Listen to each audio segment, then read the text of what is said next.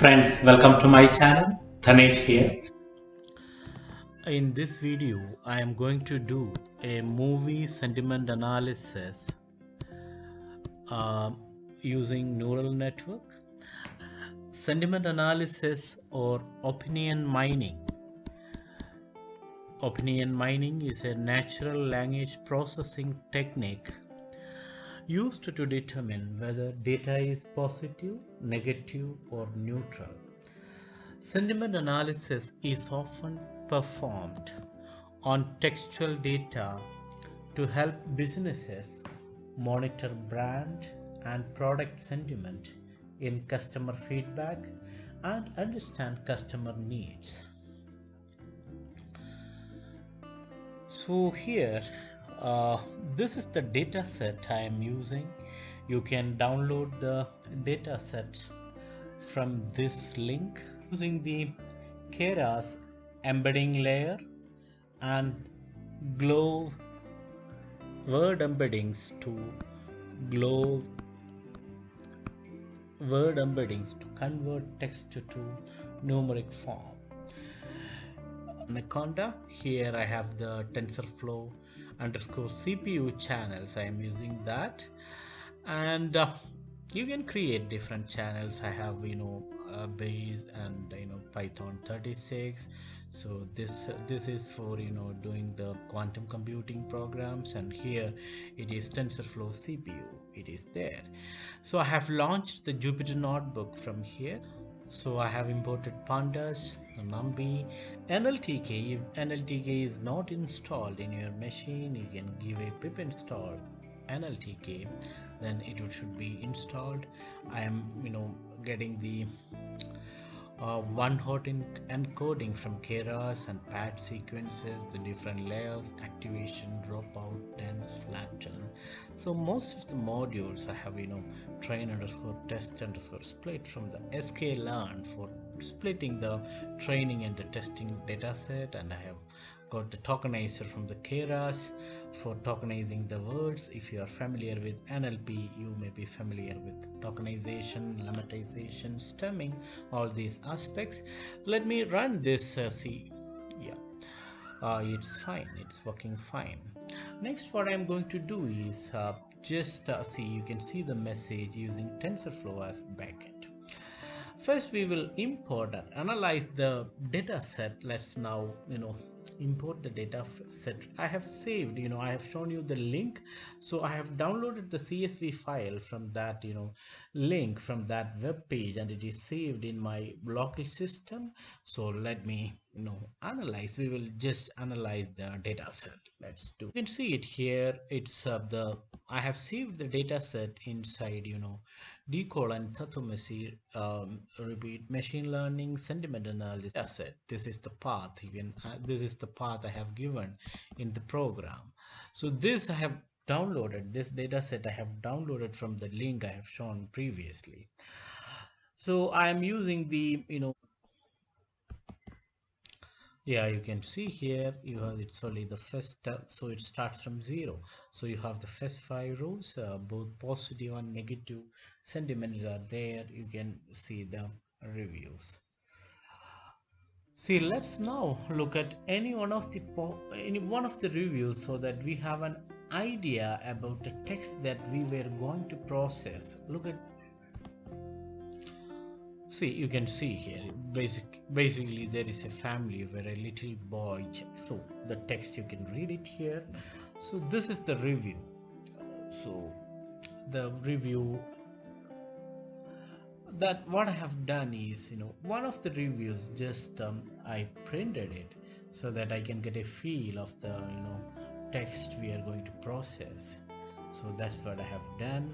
You can see that our text contains punctuations, brackets, and a few HTML tags as well. We will pre-process this text in the next section. Let's see the distribution of positive and negative sentiments later in our data set. First we will pre-process the data. For that I will use the Seaborn library. So I have I'm running it. You can see the output here. So what does it mean? If you see here from the output, it's clear that the dataset contains equal number of positive and negative reviews. Now we will get into the data pre-processing. We saw that our dataset contained punctuations and the HTML tags. In this section, we will define a function that takes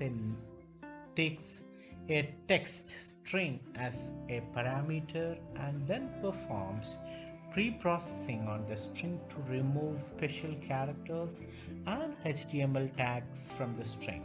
Finally, the string is returned to the calling function. So let's write that script. We will do that. So this is the method we are using. Yeah, it's working now. So if you see the method in the preprocess underscore text method, the first step is to remove the HTML tags. To remove the HTML tags, remove underscore tags function has been defined. The remove underscore tags function simply replaces anything between opening and closing with an empty space. That braces opening and closing brackets with an empty space. Next, in the preprocess underscore text function, everything is removed except capital and small English letters, which results in single characters that make no sense. For instance, when you remove apostrophe from the words marks, the apostrophe is replaced by an empty space. Hence, we are left with a single character S. Next, we remove all the single characters and replace it by a space, which creates multiple spaces in our text. Finally, we remove multiple spaces from our text as well. Next, we will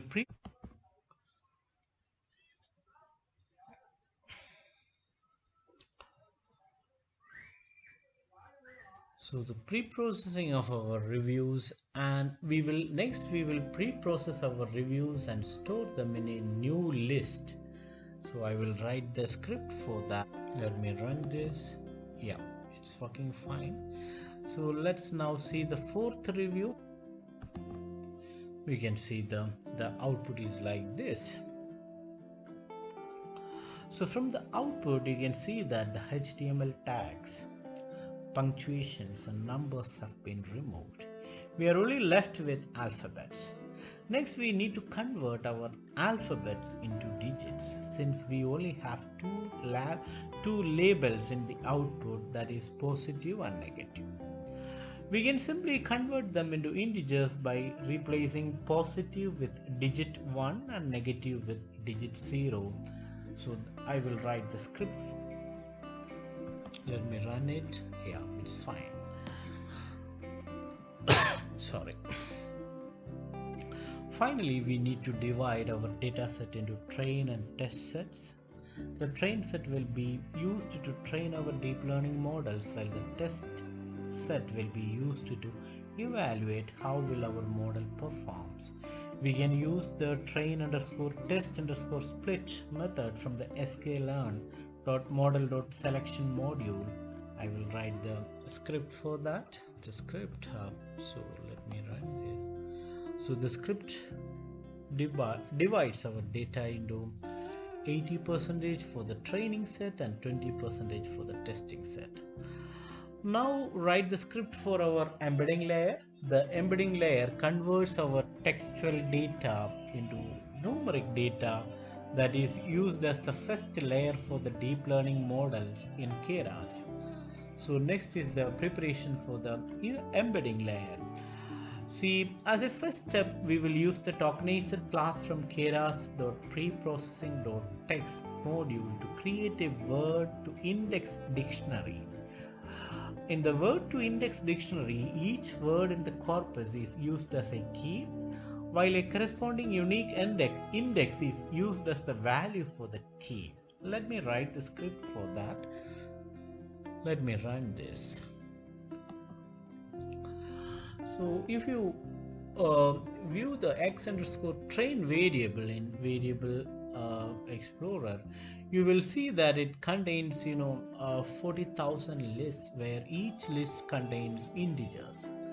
Each list actually corresponds to each sentence in the training set. You can also understand that the size of each list is different. This is because sentences have different lengths. We set the maximum size of each list to 100. You can try a different size.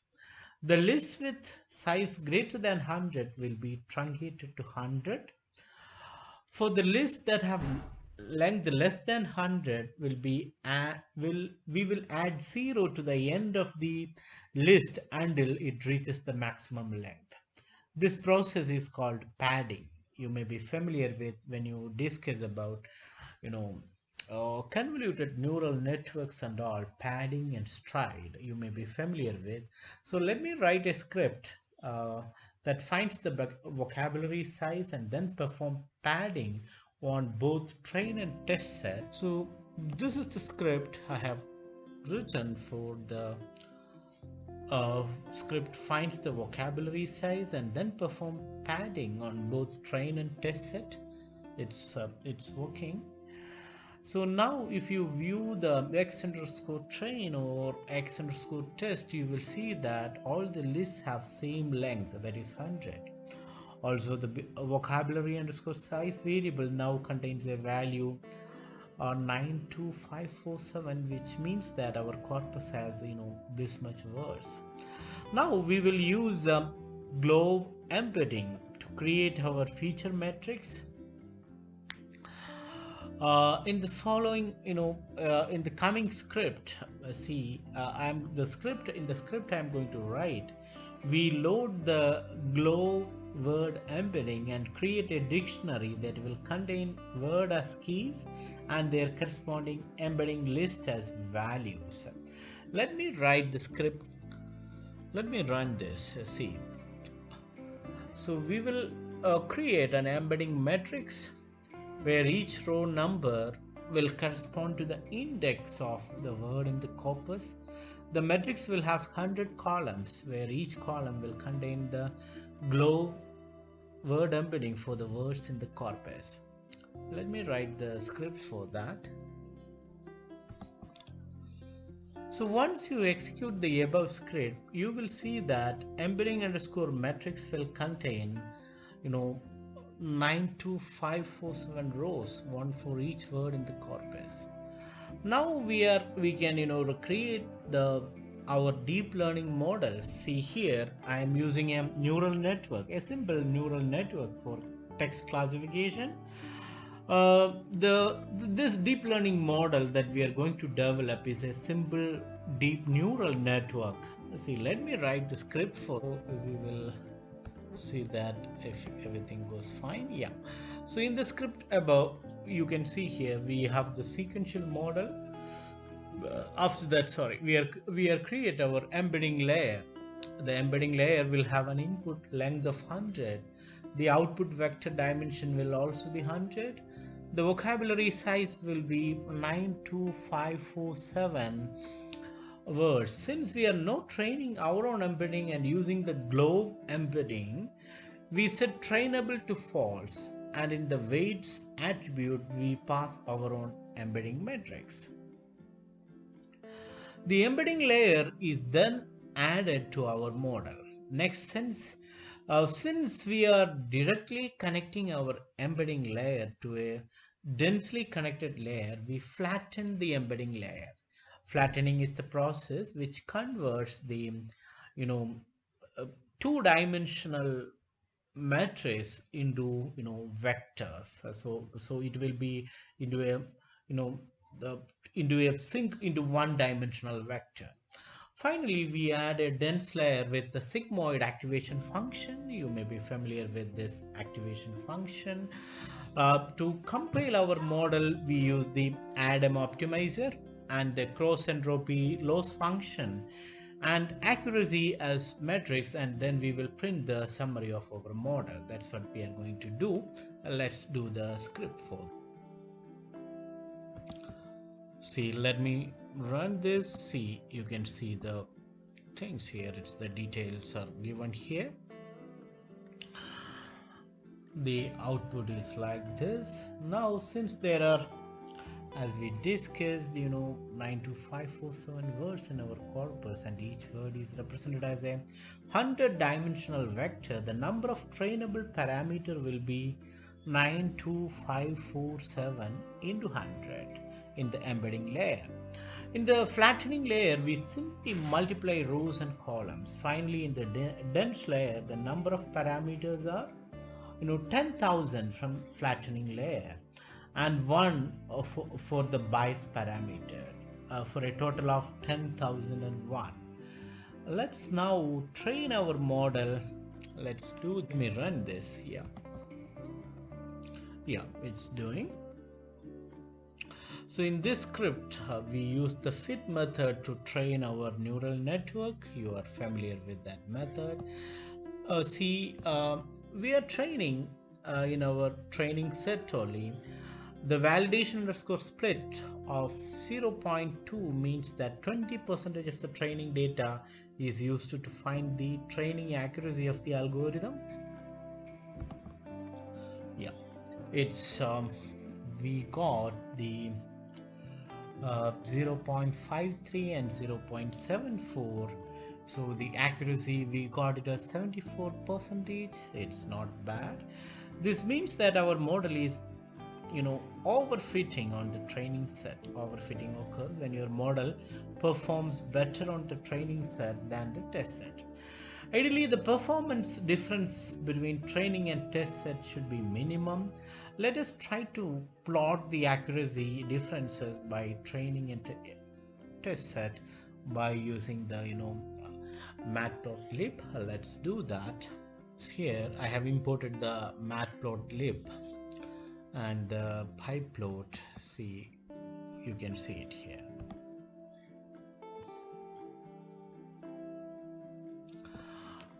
Model accuracy and the model loss, you can see it here. Thanks for watching. Please like, share and subscribe. Thanks a lot.